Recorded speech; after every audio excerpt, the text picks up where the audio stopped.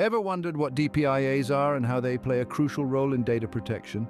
Well, DPIA stands for Data Protection Impact Assessment. It's a process designed to help organizations identify, assess, and mitigate or minimize privacy risks with data processing activities. So why are DPIAs important? Well, they are integral in ensuring that privacy and data protection is incorporated into systems and procedures from the very beginning.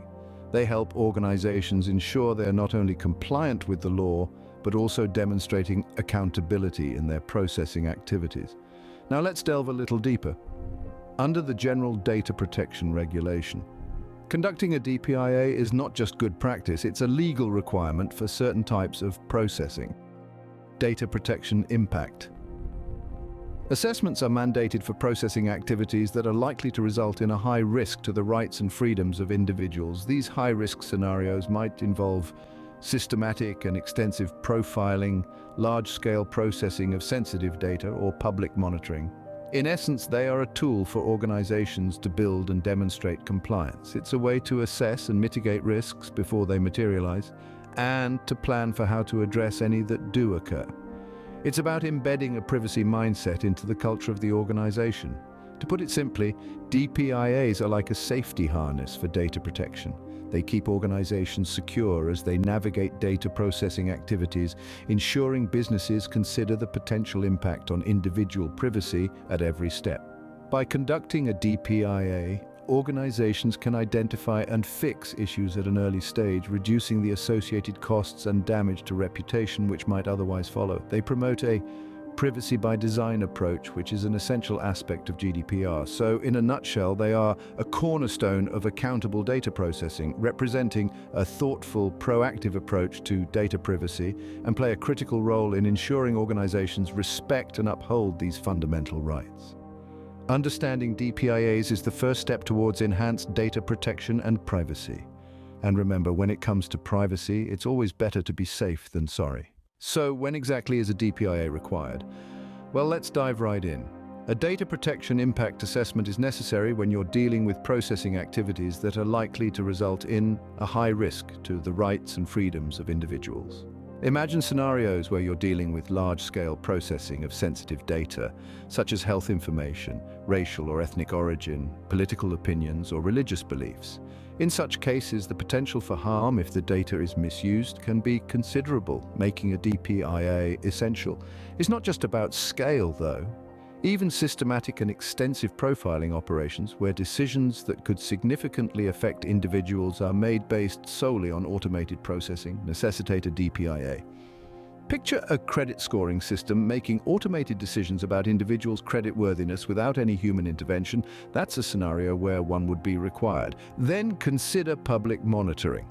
If you're processing personal data on a large scale and it's intended for public monitoring, you'll need a DPIA. Think about a citywide CCTV system monitoring public spaces, or an app that tracks the location of users for safety purposes. It's also worth mentioning that DPIAs aren't just for high-risk scenarios.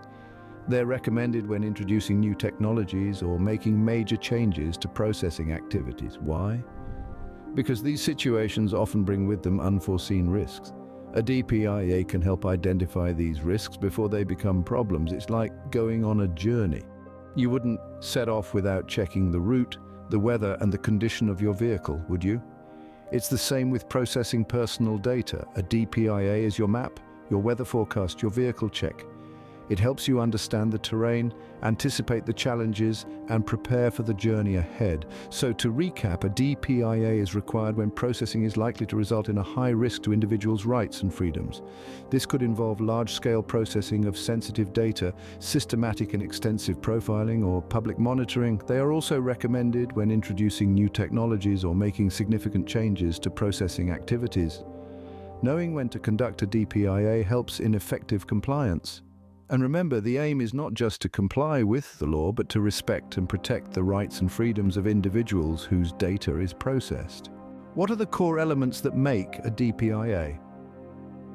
A data protection impact assessment is composed of several key components. First off, a DPIA starts with a systematic description of the envisaged processing operations and purposes. This is where you detail what data processing activities you plan to conduct, the types of data involved, and the reasons behind these activities.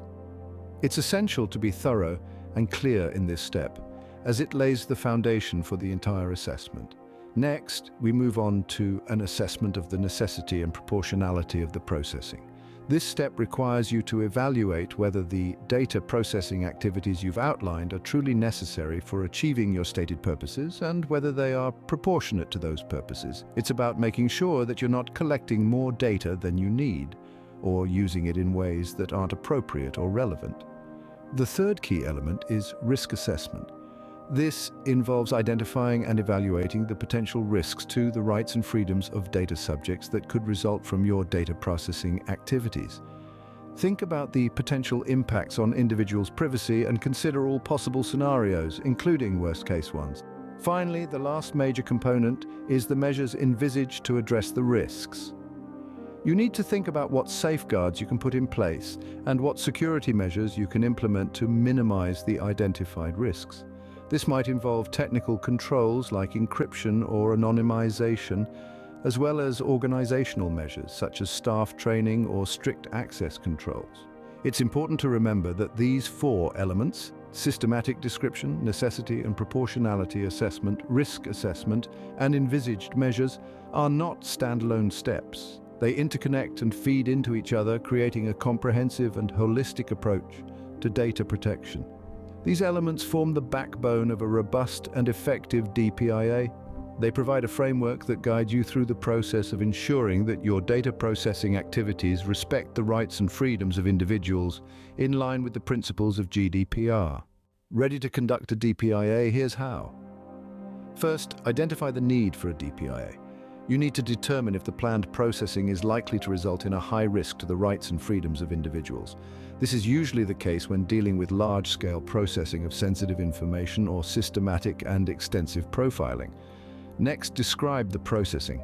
This means you need to clearly outline what the processing involves, why it's being carried out, and what types of data are involved. Be precise and thorough because this step forms the basis for the rest of the DPIA.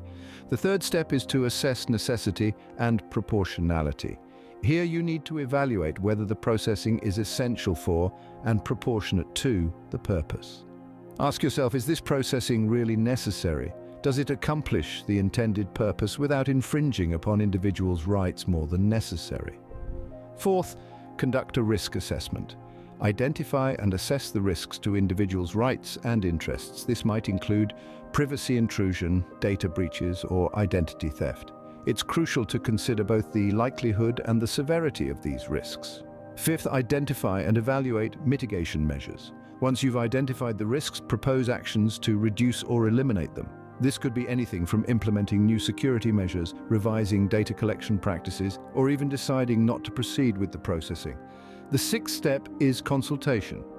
Seek advice from the data protection officer and potentially affected data subjects or their representatives.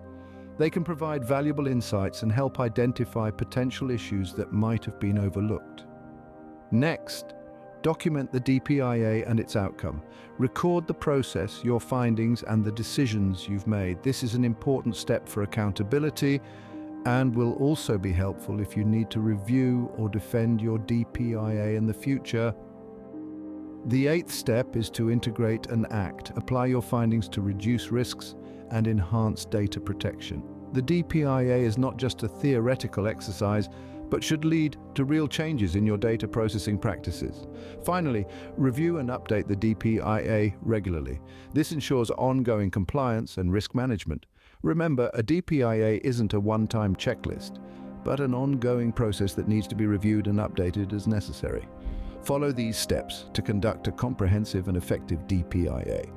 There are ways to make your data protection impact assessment more effective. Let's explore them. Firstly, it's crucial to start early in the project lifecycle. DPIAs are not just a box to be checked off at the end of a project. They should be an integral part of your planning from the get-go. Next, engage stakeholders throughout the process.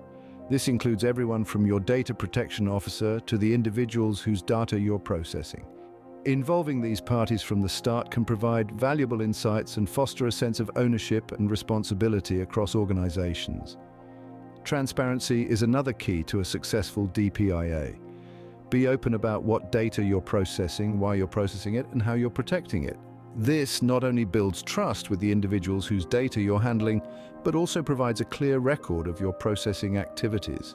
Furthermore, remember to use DPIAs as an ongoing tool, not just a one-time checklist.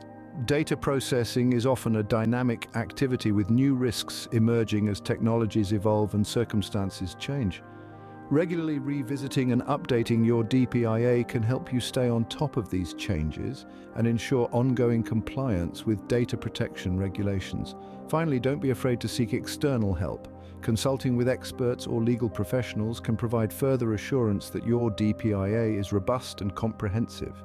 This can be particularly beneficial if you're dealing with complex processing activities or new technologies. In conclusion, a successful DPIA should start early, engage stakeholders, be transparent, and be used as an ongoing tool to help build trust with the individuals whose data you're handling. These best practices can greatly enhance the effectiveness of your DPIAs. Facing challenges while conducting DPIAs? You're not alone. One common challenge is underestimating the scope of DPIAs. This can lead to incomplete assessments, missed risks, and potential non-compliance with GDPR. The solution: comprehensive understanding and training. This means ensuring that everyone involved in the process has a clear understanding of what a DPIA entails, from the initial identification of the need right through to the ongoing review and update steps. Training should cover all aspects of a DPIA, including the legal requirements, the elements of the assessment, and the steps involved in conducting it. Another common challenge is balancing project objectives with privacy concerns. It's easy to get caught up in the excitement of a new project or technology and overlook the potential risks to individuals' data and privacy.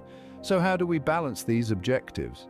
By adopting privacy by design principles. This means embedding privacy and data protection considerations into every stage of your project, from the initial design phase right through to the final product or service delivery. Privacy by design is about more than just compliance. It's about building trust with your data subjects and demonstrating that you take their rights and freedoms seriously. DPIAs require thorough analysis, stakeholder engagement, and ongoing attention. So while these challenges may seem daunting, overcoming them can make your data protection more effective and efficient. Remember, DPIAs are not a one-time task, but an ongoing process. Regularly revisiting your DPIA ensures continuous compliance and risk management. It's not just about ticking a box. It's about safeguarding the rights and freedoms of the individuals whose data you're processing. Overcoming these challenges can make your DPIAs more effective and efficient. Let's recap what we've learned. Data protection impact assessments serve as a critical tool for managing data protection risks and ensuring compliance with the General Data Protection Regulation.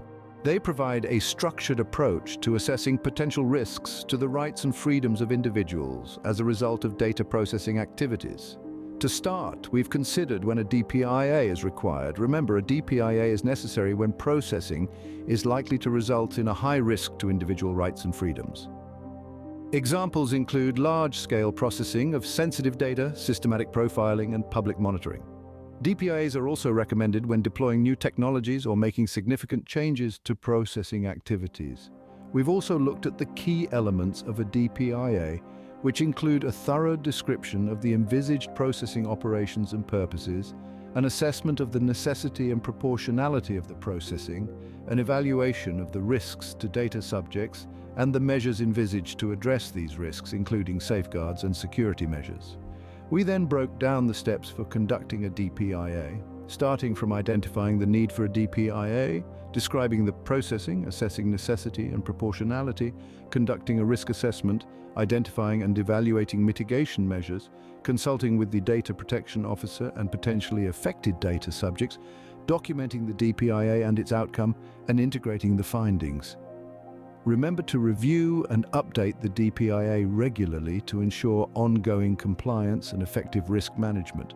We also discussed some best practices for conducting DPIAs, such as starting early in the project lifecycle, engaging stakeholders throughout the process, being transparent about the risks and how they're being managed, and using DPIAs as an ongoing tool, not just a one-time checklist. Lastly, we touched on common challenges and solutions in conducting DPIAs, like underestimating the scope and balancing project objectives with privacy concerns, and how comprehensive understanding and training, along with adopting privacy by design principles, can help overcome these. With a comprehensive understanding of DPIAs, you are now ready to enhance data protection and ensure GDPR compliance.